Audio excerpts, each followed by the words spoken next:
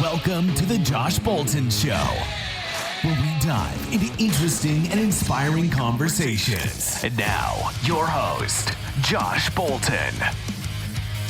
Oh crap, I forgot all that. Awesome. Can you give us a little intro about yourself and what you do? Yeah, absolutely. So my name is Kristin Colca. I work as a Bank on Yourself professional. I've been doing this for about 11 years now. So started working with clients with life insurance strategies back in 2011.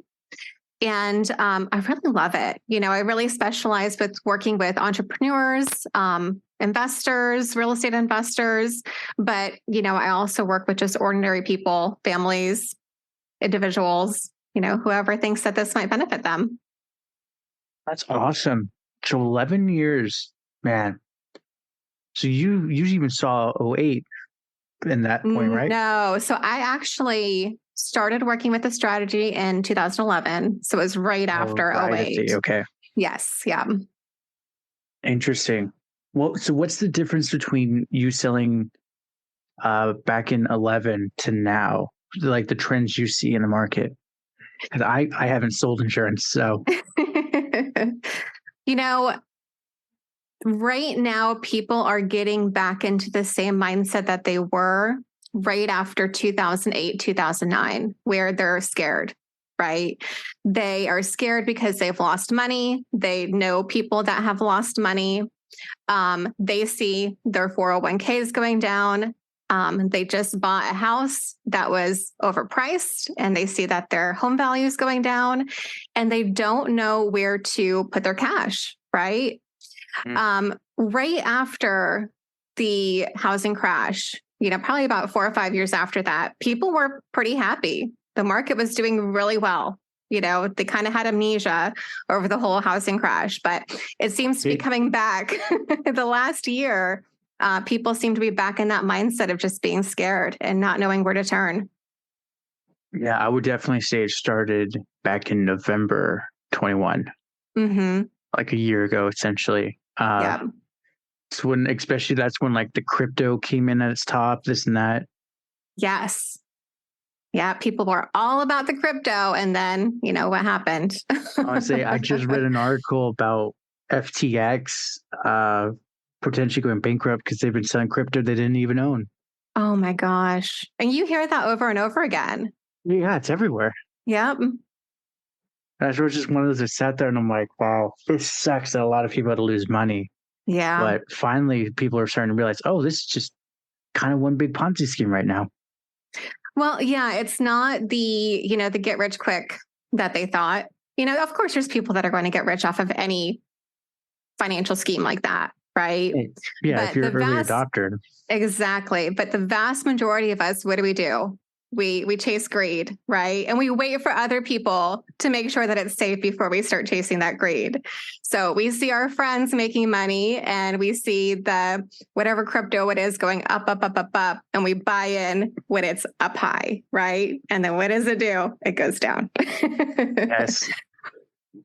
Yeah, that's the biggest one because one of my coworkers, he was super into crypto and he was super into Celsius too. That's the lending one.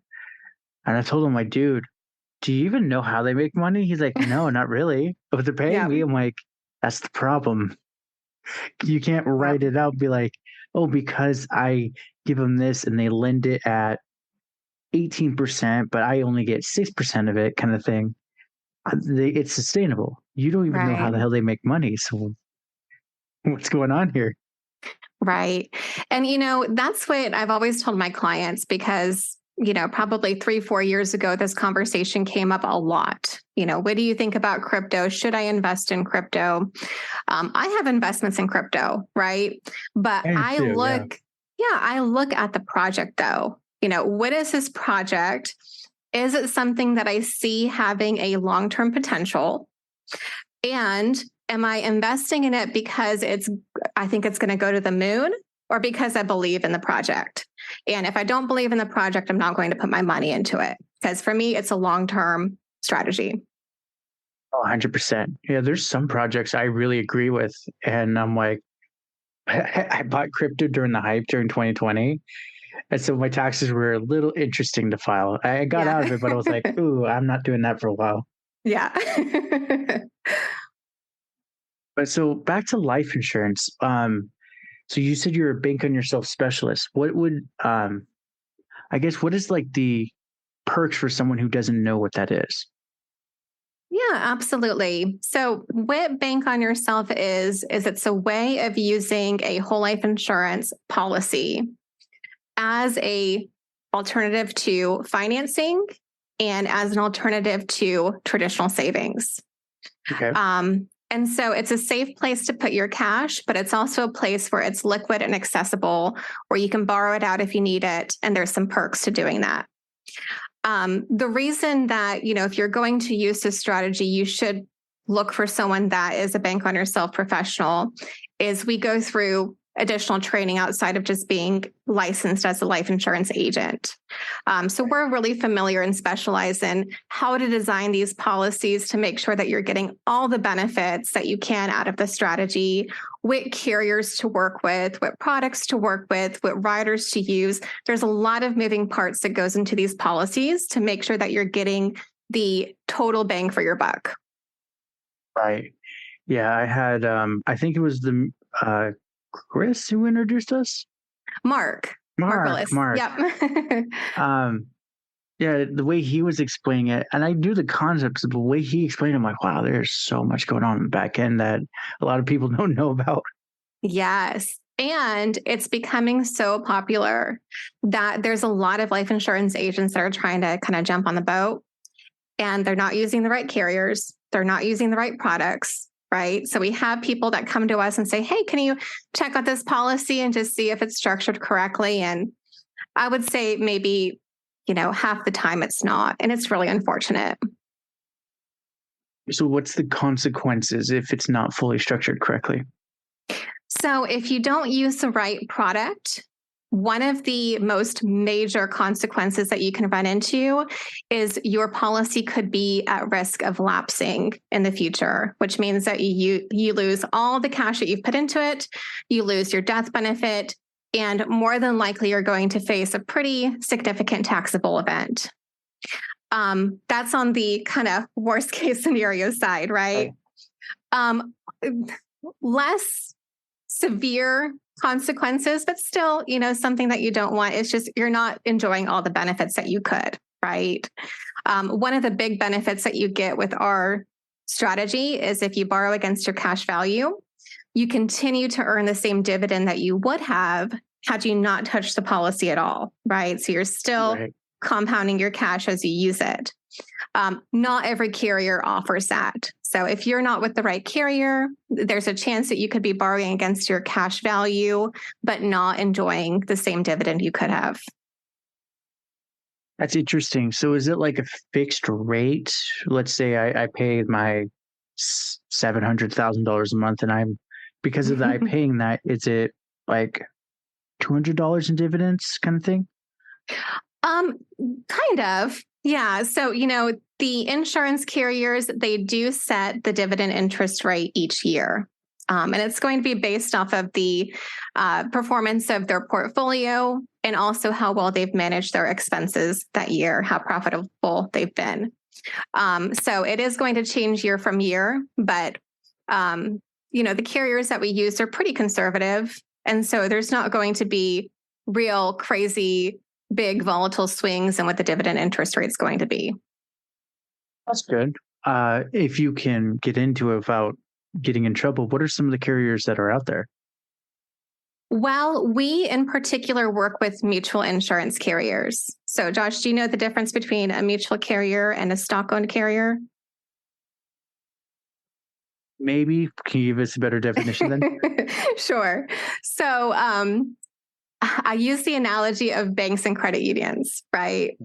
So banks would be like your stock-owned insurance companies. They are there to profit their stockholders, right? And the decisions that they make are to make their stockholders richer. Credit unions are more so there for their members, and their members are usually part owners of the credit union, right? And so if that credit union is profitable, they share in those profits in the form of dividends. Same thing with the mutually owned insurance company. As a policy owner, you're part owner of that company. You get to share in the profits. That insurance company exists to benefit you, right? Right. So that's the first piece of the criteria we look at when it comes to what insurance carriers to work with is they have to be a mutually owned insurance company. Interesting. I didn't know that. That's why I'm like, can you explain this more? Yeah, absolutely. A lot of people don't realize that there's a big difference with insurance carriers and how they're structured. It's interesting. So I'm assuming now this is more in your field. How does one come across the mutual insurance to ask them to use their services? How does one contract with an insurance carrier? Yes. Okay. So there's two ways, right? If you're a consumer, number one is you can interact directly with the insurance company, right? You just go to their website, you contact one of their agents and you work with them directly. The other way to do it would be working with someone like me. I'm an independent broker, right? So I can work with whatever insurance carrier I'd like to work with. I'm contracted with about 4 right now that I prefer to work with. So I would, go out, kind of do the shopping for you, put the contract together for you, and kind of act as the middleman with that transaction. I'll say from what you were just explaining earlier, the complexity, it's better just to pay you and get it right. And then Absolutely, right? Because number one, I have the ability to shop around and I can take what you're looking for and find the product and the carrier that matches up with what you're looking for. Instead of you having to call different carriers, try and figure out insurance lingo, what does this mean? What does this mean? Right. You have someone who's been educated, who knows what they're asking, who knows what you're looking for. Yeah. You're sitting there having to look up the old English definition. You're like, who uses that anymore? Yeah, it's like going to a doctor if you have a medical issue versus going on WebMD, right? Seriously. Oh, I went to the doctor's once and I was like, oh, I think I have this. He's like, did you Google this? I'm like, I might have had some paranoia. Right. Kind of thing. Yeah. Said, but I couldn't understand what that word was. So I kept going down a rabbit hole. And he's like, at least you were looking up the words. He's like, everyone's just like, oh my God, I'm dying. Right. Exactly. Yeah. That's awesome. So then I'm now just asking out of curiosity, is the life insurance, let's say, heaven forbid, but I get cancer at like 60. Is there a plan that like says, if you get terminal cancer, we will cover all your bills kind of thing? So not quite, but there are benefits if you become chronically ill or terminally ill. So a lot of the carriers that we work with, they include a rider on the policies. And for most people, it's included at no additional charge, which is really nice. That is nice. And what that rider does is it says, if you have terminal cancer, you're able to access a portion of your death benefit while you're still living to help with that medical care, right? Mm-hmm. So it's nice to have that larger pool of cash to dip into if you have a major medical expense. Yeah, that's a big one. It was a long time ago. A friend of mine tried to get me into like an MLM for life insurance, but they were claiming like, oh, we will cover all cancer expenses. I'm sitting here going, some of that shit's not cheap. Even for insurance kind of thing. Yeah, absolutely. And it's just one of those, it was like a total MLM thing. And I realized it halfway through and I'm like, oh, they're like way over promising and going to way under deliver. Oh my gosh. Yeah. And that's such a scary situation to be in selling that stuff because you're setting yourself up for a lawsuit. Oh yeah. They got shut down so quick because they did. They're sure. Like, we will cover all and any cancer expenses. And I'm sitting here going, I know a pill, like a treatment for cancer. It's like $200K a shot. How are you going to guarantee that? Yeah. Well, and then what if you go into some kind of, a study or go out of the country and try to get some alternative treatments. Do they cover that also? They got shut down real quick. So Yeah. the funniest one, I actually had a lady come on trying to sell insurance for a zombie apocalypse.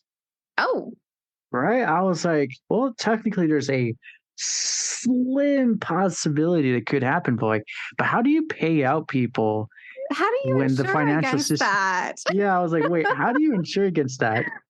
That is funny. People come up with wild ideas. Right? I was just like, I'm sitting here, the world is shambles, the financial system's broken. How is that going to work? Who And knows? that was one of them. I didn't air it because I'm like, this is too crazy. That is very crazy. I would have loved to listen to that show, though, to be honest. It was fantastic. The amount of stuff we went into, she's like talking about alternative medicine, then this and that, and religion at the end. And I was just like, why did we start this? I had to actually like pull up my phone and look. I'm like, oh, that's what we were supposed to talk about. That's too funny. Oh my gosh. Right? I'll see if I can find it. If I saved it somewhere else. But yeah, that was just one of those. I'm like, no, this is that one person's like, oh, I'm going to buy it. Oh my gosh. I know. I wonder how many people actually bought the zombie apocalypse insurance and if they're still paying on it. We were talking just after COVID hit. So I'm pretty sure because of the pandemic, people were just buying it. It could be. It could be. Right? People did some strange things. Very strange. So what is the well, actually, where are you stationed at, by the way? So I'm actually in Lake Charles, Louisiana, of all places. Wow. Yeah. Gorgeous place. It is very pretty here, but it's a very small town. I grew up in Austin, Texas, and moved here about 2 years ago because I was about to marry my husband. We just got married about a month and a half ago. Congratulations. So, thank you. Yeah. So he works here. He lived here. We were in a long distance relationship for about 4 years before I moved here. So it's been a bit of a culture shock living in Lake Charles after moving from Austin, Texas, but it's been really nice. I like it. That's awesome. I would say from what I've heard, it's a very slow but beautiful place. It is. If you think about Austin, just how busy it is there, how much growth is happening there. It's just a very bustling, big city. And it didn't always used to be that way, right? It used to kind of have like this kind of cool, weird, kind of small town feel for a city. But it really changed over the years. So coming here, kind of having that slower pace of life and really more of that community feeling has been really nice. It's awesome. Yeah. That's awesome. Yeah. So then is there anything in particular for the insurance that I haven't asked for that you would like to go over? Well, one of the things that I mentioned in the beginning that I really specialize in is working with entrepreneurs, investors, real estate investors, and a really cool strategy that I've helped people implement over the years has been using cash value life insurance to invest. And the neat thing about it is you can really have your cash working for you in two places at once, right? Mm-hmm. So if you think about a real estate investment in particular, imagine borrowing against your policy and purchasing, let's say, a house that you're going to use for a short-term rental, right? An Airbnb. That money is working for you inside that property, right? You're producing income with the Airbnb. And of course, you have the equity inside the property, right? At the same time, because of that feature we talked about before, of the insurance carrier not recognizing that you've borrowed against the cash, continuing to pay the same dividend on the cash that you borrowed, you still have the money that you borrowed out working for you inside the policy. So it's almost like you have these dollars working for you in two places at once. Plus, you have the death benefit protection, right? So if something happens to you, your family's protected, your business is protected, your assets protected, your surviving spouse, your kids don't have to worry about trying to sell that Airbnb, right? If they have to, they can really do whatever they like with it, right? They can pay it off. They continue to benefit from the income. So it's a really cool strategy that I love putting together for my clients. It's awesome. Yeah, that especially the borrow against it for an investment, like something stable like a rental would. It's great because you were going to have to borrow it from the bank anyways. You could just take it and be like, here's the down payment kind of thing. Exactly. So I'm just curious, for a guy like me, 29, male, what would be the average going rate for the life insurance we're talking about for me? That's a good question, because a typical insurance agent would say, oh, well, if you want $500,000 of coverage, it costs X amount a month, Right. We work a little bit differently, right? Because the focus is on the cash value. What we do is we start with, okay, what is your budget for the policy, right? We'll kind of talk about your financial situation, your income, your expenses, what you're currently doing for your savings and investment strategies, what your goals are, short-term and long-term. Mm-hmm. And whatever that budget ends up being, we'll figure out what is the death benefit that's needed, right, for this premium. So it could be, well, my budget is $500 a month. Okay, well, Josh, that gets you a policy that has about $500,000 of death benefit, right? But the main thing is that the majority of that $500 is building the cash value, and a smaller portion is actually paying for the death benefit coverage.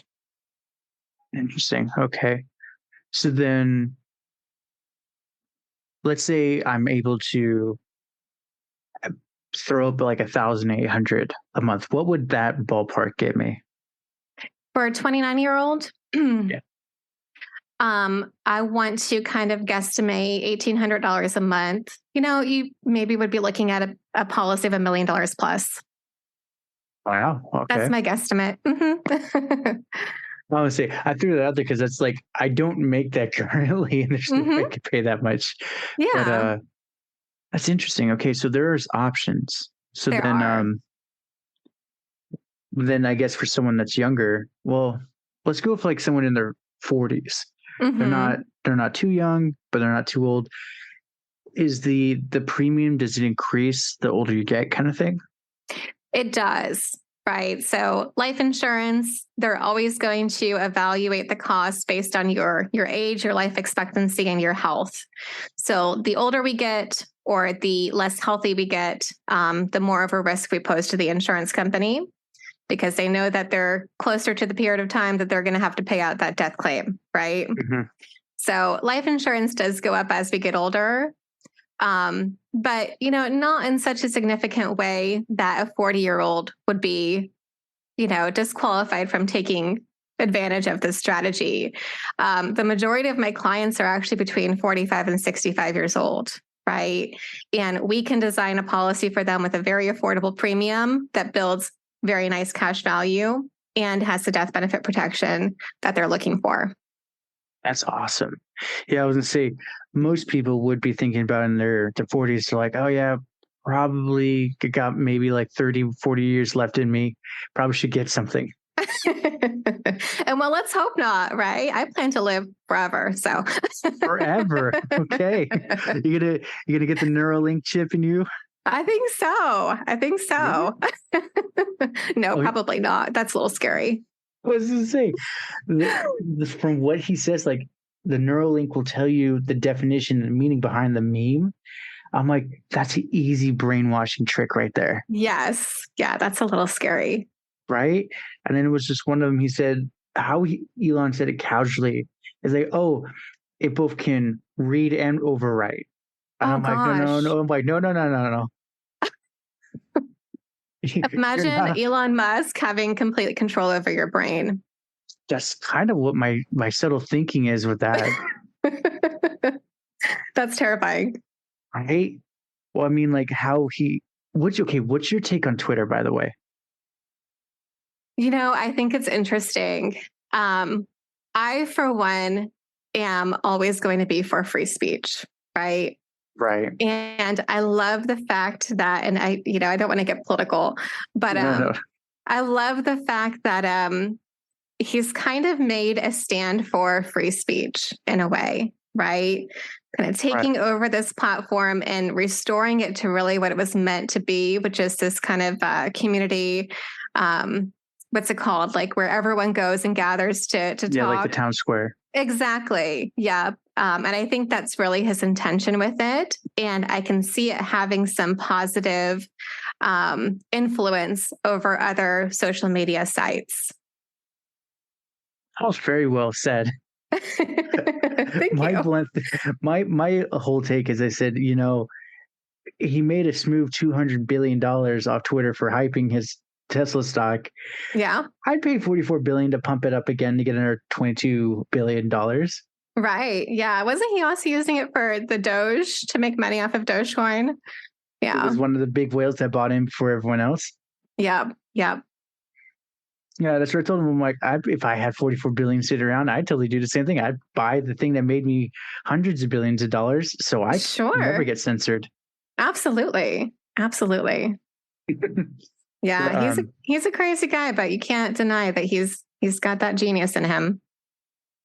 I'm just thinking out loud. If you had to insure someone like him, CEO of 5 companies, questionable health at best, how would that pan out?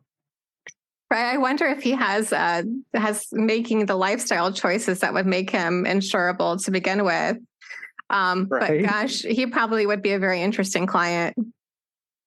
Because from what I can tell, he doesn't sleep that much. He probably doesn't. Because I think he said like him oversleeping is 6 hours. Oh my gosh. Right? Well, that's how a lot of those kind of crazy genius guys are. They're like they sleep 3-4 hours a night and they're up working, it's crazy. But like the human body's not, it can learn to cope with it, but it's not designed to go that long. Yeah. But that just shows you what his brain's like, right? His brain is just constantly working, and so much so that he can barely sleep. Yeah. It's crazy. Yeah, the few interviews I've heard of him on like YouTube and TikTok, I realize his stuttering is not that he's lacking of words, is because they're going so fast in his brain. He's like, wait, what was I supposed to say? I'm already like 3 paragraphs ahead. Yeah, he's trying to keep up with his brain. Because a lot of people are like, oh, he's stupid. I'm like, no, stammering the way he does, because it's like he's trying to read something. Right. But it's going too fast for him. Right. Yeah, exactly. That's interesting. Yeah. Because you were in Austin, but you just recently moved out. What's your back to Elon? Isn't Tesla in Austin, or is it Houston? No, yeah, they're opening the Tesla factory in Austin. I'm not sure if it's opened yet, but I know that they were working on building it. I think it is now. Is it? Yeah, because all the California ones are completely shut down and sold off now. Oh, wow. Yeah, so he has, other than his $10 million mansion in, I think it's Laguna, he has no ties to California anymore. Wow. So that'd be interesting. I'm going to have to go check that up. I don't have an assistant be like, look that up and put it on the screen. Yeah. One day, I'll be yelling at the guy, do it. Yeah, isn't that Joe Rogan? He has his Jamie. Jamie, look it up. That'll be you one day. Right? Whatever. Just go find it for me, please. So honestly, this has been fantastic. I just have a few questions for you. Okay. Going out. Yeah. 3 of them actually. So, other than work during these COVID times, what have you been doing to keep yourself busy? Oh gosh, that's a good question. Should I be honest, or should I make myself look good? That's up to you. Oh my gosh. Well, I'm so positive. I've been trying to just get more into taking care of my health. right? Because I'm getting older. It's becoming one of those things that's more important to me, to eat right and exercise, get outside, get some sunshine. I've probably also formed some reality TV addictions that I need to break. But yeah, that's pretty much it. And education is always something that I try to focus on. So I have a lot of books on my bookshelf that I'm trying to read. I probably read like 4 or 5 books at a time because I can't just focus on one. But yeah, I try to spend some time reading as well. That's awesome. So wait, I'm just curious. I never saw it. Did you watch The Tiger King? I did not see that one. That's one I did not get into. Nope. Yeah, I like in all the different hypes, like, oh, you have to watch this and that. Everyone was talking about that one. I was like, I mean, it's a guy with a tiger. Yeah. Yeah. That one didn't really speak to me. I like the true crime stuff. My husband does not like that I like that, but Are you always listening to true crime podcasts? I am. Yep. Yep. It's bad. You're sitting here going like, oh my God, the neighbor's acting funny. I know. No, I was watching Unsolved Mysteries the other night, and my husband was like, why do you like this stuff? Like, why do you like this? Like, it's the mystery of it all. It's what happened, who done it. Like, I love mysteries. And I think it's more the thrill of like, you don't know. And then the final unveiling, you're like, oh my God, I didn't see that. Exactly. Exactly. Although I must say, there was one I was joking with my sister because she's super into that, like the 90 minutes and all that. Mm-hmm. And I was like, I told her, I said, because she's been super anxious lately. I'm like, do you think it's because you listen to so much Crime Junkies and Unsolved this? And she's like, even if it is, I'm not giving it up. Exactly. Right. I was like, I'm just saying, because you're constantly pumping your head full of that. Yeah. So someone that's inspired by you that wants to go down a similar path, a very successful woman, married and happy, what are some tips, tricks, or advice you give them to start down that path? Oh my gosh, that's a hard question. My life has really been a bit of a roller coaster. It's been a lot of learning hard lessons. Just to give you a little bit of my background. So I actually got pregnant when I was 16 and had my daughter, raised her as a single mom for her whole life.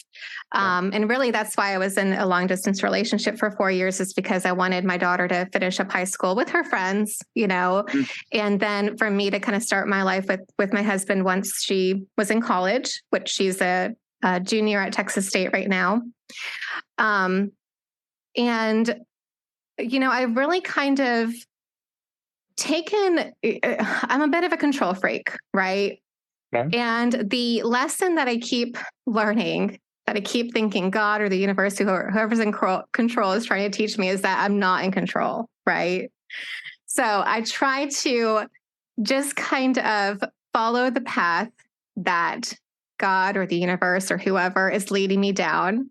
Mm-hmm. And it seems that whenever I'm open to learning, open to being proven wrong, is when I'm most successful and most happy in my life, right? So, I would just tell people, have an open mind, know that you're not in control, know that you're not on anyone's timeline but your own, and just be open to exploring the possibilities and what God, the universe, whatever you believe in, is trying to teach you.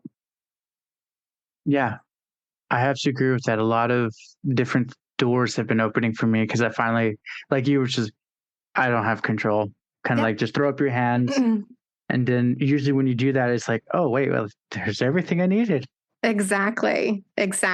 Yeah. Awesome. Thank you for sharing your back history, by the way. Absolutely. So final question, where can everyone contact you at? They're like, all right, Josh, you had your fun. Like, we need a caller. Well, thank you for that, Josh. So you can go to learnmorewithkristin.com. Okay. And my name is spelled Kristin. So two I's, no E's. Or you can give me a call. My number is 512-301-7701. And if you call her, tell her I sent you too. Yes, please. Maybe. I can't promise anything, but she might give you a discount. Can't promise anything. The big old asterisk over there. Yeah, unfortunately, can't give discounts with life insurance, but I'll send you a Starbucks card. There we go. Get a free coffee. Yep. Absolute honor and a pleasure to have you on. Oh, thank you so much, Josh. This was so much fun. It was. Well, congratulations. You made it to the end. You are an awesome person. Not many make it here. So, being the awesome person that you are, can you do me one more awesome favor? Can you rate and review this on whatever podcast services you're using? If you do it on Apple and you leave an actual written review, I have a thing on my website. I will take your written review and post it for all to see. Congratulations, you're permanently sealed on my site. Otherwise, I am trying to do YouTube more and live streaming. I will try to put as many of the YouTube links in the description of the show as I can. So give your boy some extra help over on YouTube. Watch my videos. I just mute it and change the channel, change the window or something. But yeah, that's it. Thank you for being awesome and see you next time.